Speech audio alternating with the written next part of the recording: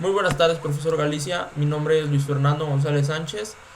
Soy alumno de la materia de Sistemas de Dirección, Suspensión y Frenos del grupo 6SM1 y enseguida le presento mi proyecto del sistema de frenos de un Nissan Platina 2006. Bueno, para empezar con este proyecto necesitamos conocer el concepto del sistema de frenos. ¿Y qué es el sistema de frenos? Bueno, el sistema de frenos es claramente uno de los sistemas más importantes de nuestro vehículo, siendo este el cual le permite reducir la velocidad total o parcialmente del ya antes mencionado. Implica un proceso de transformación de energía, donde la energía del movimiento denominada cinética se convierte en energía calorífica, generada ya sea por la fricción entre la zapata y el tambor o entre las pastillas y el disco. Se debe mencionar que los frenos delanteros juegan un papel importantísimo a la hora de parar o disminuir la velocidad del vehículo, mucho más que los frenos traseros. Esto es debido a que la frenada arroja el peso del coche hacia la parte delantera de este. Bueno, ¿cuál es el principio de frenado o a qué se refiere con el principio de frenado? La ley de inercia es la encargada de regir el sistema de frenado de un automóvil. El principio básico para que ocurra el correcto funcionamiento es la fricción. Este proceso consiste en que un cuerpo se ponga en contacto con otro en direcciones opuestas, generando una fuerza que se conoce como fricción, la cual se opone al movimiento del cuerpo hasta conseguir detenerlo. La fricción depende de dos elementos importantes: el área de contacto entre cada cuerpo y la fuerza que se aplica entre los cuerpos. En un automóvil, el área de contacto comprende los elementos que consiguen que el auto se detenga. Se refiere al área de contacto entre los discos y las pastillas, o los tambores y las zapatas, que son los elementos de frenado. Y la fuerza de frenado dependerá de la magnitud de la energía suministrada a los frenos mediante el pedal. Esta energía será multiplicada mediante el booster y por consecuente creará una presión en el cilindro maestro. Dicho elemento se encargará de distribuir el líquido de frenos por todas las líneas del sistema y a su vez este líquido será el que activará los pistones localizados en los frenos, ya sea de disco o de tambor, los cuales empujan a las pastillas contra el disco simultáneamente. Ahora tenemos los distintos tipos de freno. Primero vamos con los frenos de tambor. Cuando se acciona el pedal de freno, la presión hidráulica generada por la bomba de freno llega hasta el bombín, donde ejerce fuerza contra sus émbolos internos que se desplazan, haciendo pivotar la zapata sobre su apoyo inferior hasta contactar con el tambor. La presión hidráulica de accionamiento se transforma de este modo en una fuerza que presiona el férodo de las zapatas contra el tambor, reduciendo la velocidad de la rueda debido a la fricción. Por efecto de rozamiento, la zapata que es desplazada por el bombín en el mismo sentido de giro que la rueda es arrastrada y atraída por el movimiento del tambor, produciendo un acuñamiento que aumenta la fuerza de frenado del dispositivo por encima del coeficiente de fricción existente entre estos dos elementos. Y después tenemos el freno de disco. El funcionamiento de los frenos de disco consiste en transformar la energía cinética del vehículo en calor mediante la fricción entre el disco y las pastillas. Los discos de freno se encuentran fijados a las ruedas, girando de manera solidaria a estas, mientras que las pastillas están dispuestas en la pinza de freno, mecánicamente fijadas a la mangueta o puente del vehículo. Cuando se acciona el pedal de freno, la presión hidráulica generada por la bomba de freno se transmite hasta las pinzas de freno por las tuberías. En el interior de la pinza, la superficie plana de los pistones transforma la presión hidráulica en fuerza que provoca su desplazamiento, empujando las pastillas contra el disco y provocando la fricción entre ambos para reducir su velocidad. Aquí tenemos el freno de estacionamiento, el cual también es conocido como freno de parqueo, comúnmente llamado freno de mano y freno de emergencia, el cual inmoviliza las ruedas de un vehículo o de una aeronave de forma permanente. Normalmente no se utiliza para detener el vehículo en marcha, pero puede ser utilizado como freno en caso de emergencia. Y tenemos el sistema ABS, el cual actualmente es muy utilizado. El ABS funciona de manera conjunta con el sistema de freno tradicional del vehículo. Consiste en una bomba que se incorpora a los circuitos de líquido de frenos y en una serie de detectores que controlan las revoluciones de las ruedas. En caso de detectar una frenada brusca o que una o varias ruedas reduzcan repentinamente sus revoluciones, el ABS entrará en acción e interpretará que las ruedas están a punto de quedar bloqueadas sin que el vehículo se haya detenido. Así, los mencionados sensores envían una señal al módulo de control del sistema ABS, el cual reduce la presión realizada sobre los frenos. Una vez se normaliza la situación, las ruedas giran de nuevo correctamente.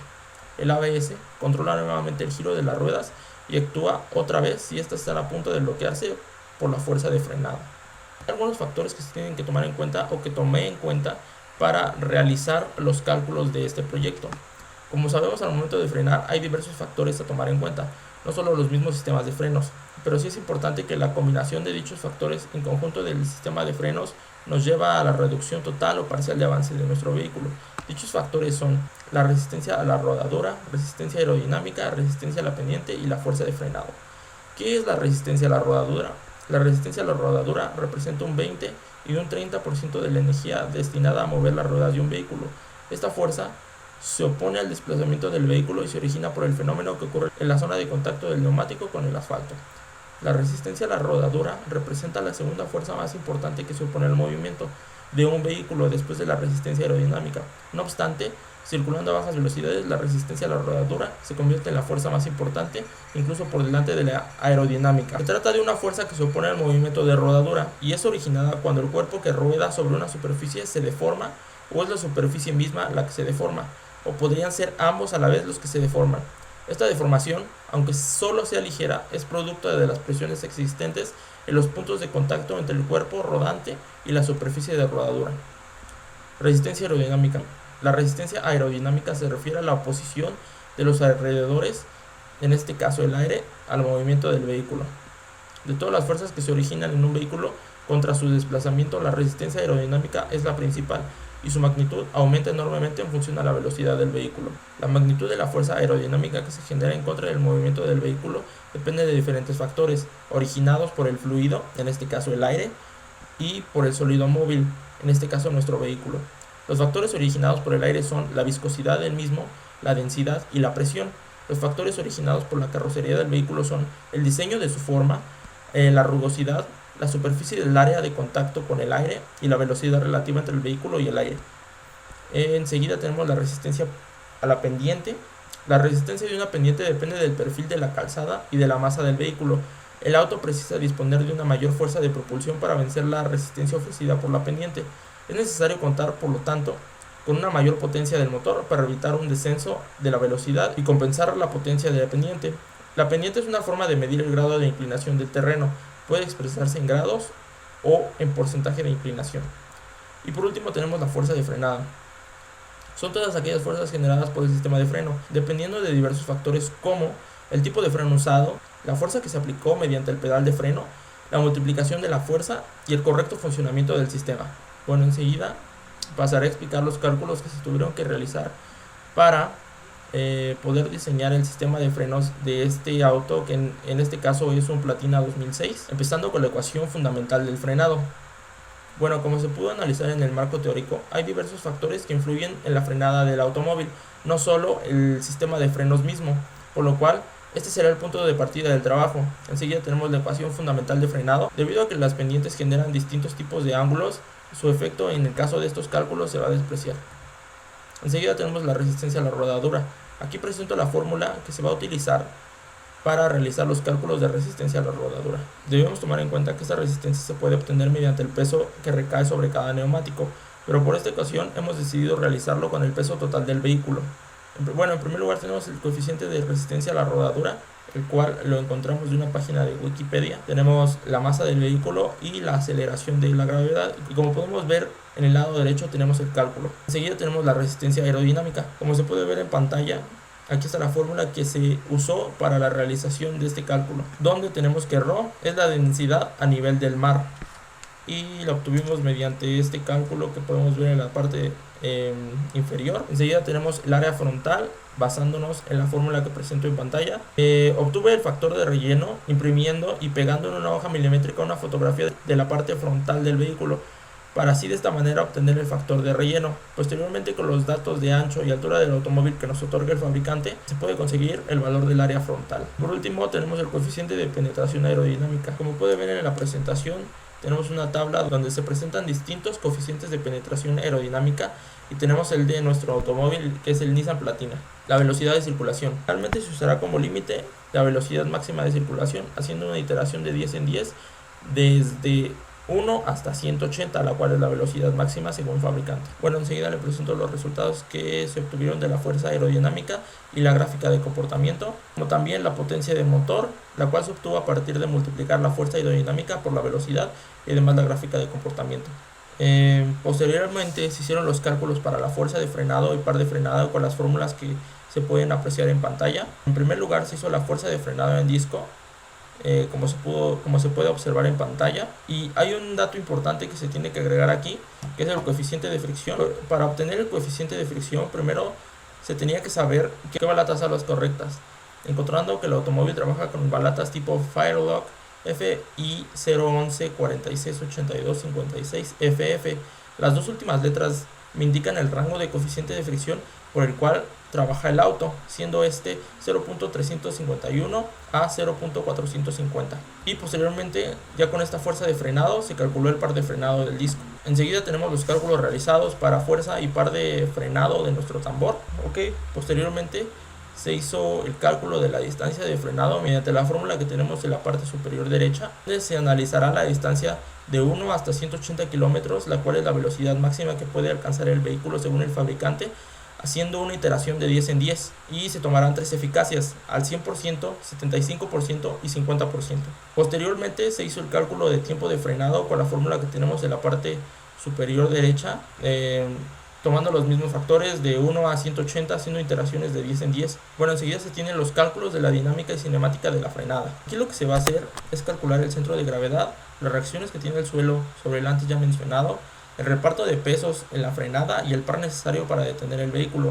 Antes de empezar a hacer los cálculos correspondientes a esta sección, hay que recalcar que dichos cálculos se realizarán en base a la velocidad máxima del vehículo cuando se encuentre totalmente cargado. En primer lugar se van a hacer los cálculos de la separación horizontal de ejes con respecto al centro de gravedad. Entre las siguientes fórmulas que tenemos en la parte superior izquierda, obtendremos los valores L1 y L2, y los valores que podemos ver en pantalla son valores anexados, como son los pesos en los ejes en el auto inclinado y cuando el auto se encuentra en un eje totalmente horizontal. Como se puede ver en pantalla, aquí tenemos los cálculos realizados para obtener L1 y L2. Enseguida se va a calcular la altura del centro de gravedad, que se tiene el valor entre la separación horizontal entre ejes. Se calculará la altura en que se encuentra el centro de gravedad, por lo cual necesitamos las siguientes fórmulas, que son las fórmulas que puede ver usted en pantalla. Pero en base a las fórmulas presentadas anteriormente y a los datos que también fueron presentados anteriormente, se obtuvieron los siguientes resultados. Después de obtener los datos anteriores, se procederá a relacionarlos con la separación entre ejes y la altura total, teniendo los siguientes resultados. Teniendo los datos de KH y KL1, ahora ya se tienen todos los datos necesarios para extrapolar las medidas deseadas al vehículo que nos ocupa para este proyecto. Las distancias calculadas anteriormente son en referencia al centro de gravedad, pero del automóvil en vacío, y a partir de mediciones experimentales se ha definido unos parámetros que miden las variaciones de la posición del centro de gravedad en metros sobre kilogramo. Así pues, la nueva posición se obtiene multiplicando dichos parámetros por la diferencia de pesos que existe entre el vehículo vacío y el vehículo cargado, y restando ese resultado a los datos anteriores. Para realizar este cálculo es necesario conocer el peso del vehículo cargado a su máxima capacidad, por lo que tenemos que el peso del vehículo cargado a su máxima capacidad son 1530 kilogramos, y realizando los cálculos tenemos estos resultados. Enseguida procederemos a ver cuáles son las reacciones durante la frenada.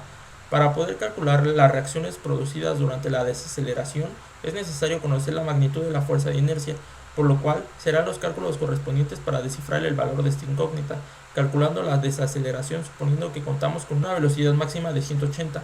Entonces calculamos la aceleración, después calculamos el coeficiente de rozamiento entre el neumático y el pavimento, y al final, conociendo el valor de la desaceleración, se calculará la fuerza de inercia.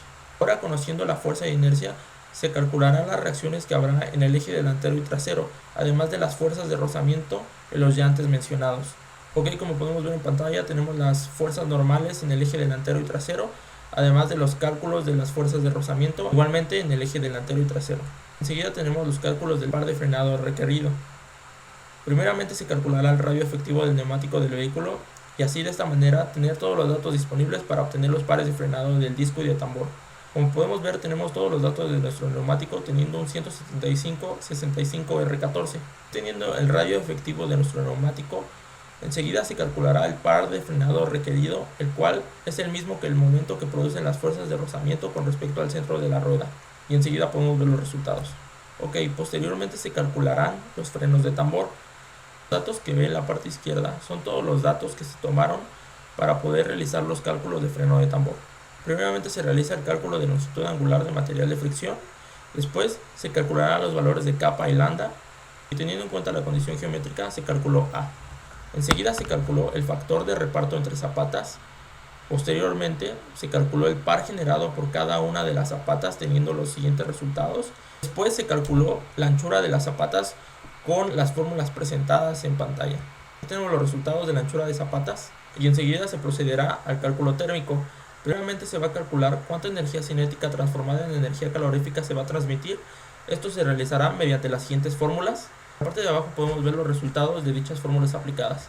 Enseguida se procederá a calcular el área de las zapatas que están en contacto con el tambor, teniendo esa fórmula, y en la parte de abajo tenemos los resultados de esa fórmula aplicada. Y por último se calculará el tiempo de frenado. Una vez que tenemos todos estos datos, se calculará el coeficiente de potencia del tambor. En caso de frenada de emergencia, la tabla 3, que es la que vemos en pantalla, marca un valor máximo de coeficiente de potencia de 0.173 kW sobre centímetro cuadrado. El coeficiente de potencia de freno es de 0.4031 kW sobre centímetro cuadrado, muy superior al límite máximo. Para disminuir el valor del coeficiente de potencia, se debe disminuir la energía absorbida por el freno, el tiempo de frenada o el área de zapata. Ya que los dos primeros son valores que no se pueden modificar, lo que se va a hacer es aumentar el ancho de zapata. Se recalcula el coeficiente de potencia con un ancho de zapata de 6 centímetros, como lo podemos ver en la parte derecha de nuestra diapositiva, teniendo un nuevo valor de coeficiente de potencia del tambor de 0.1432 kW sobre centímetro cuadrado, un valor muchísimo más aceptable. Y ya tenemos la presión del sistema hidráulico. Para hallar el valor de presión que debe suministrar el sistema hidráulico, primeramente se calculará la fuerza de accionamiento necesaria del freno para la detención del vehículo, teniendo ese resultado. Enseguida se calculará el área de pistón del actuador hidráulico y por último se obtendrá la presión que debe generar el conjunto de elementos hidráulicos en el sistema. Para el último punto del proyecto de sistema de frenos tenemos los cálculos realizados para los frenos de disco, y en la parte derecha tenemos todos los valores necesarios para llevar a cabo estos cálculos.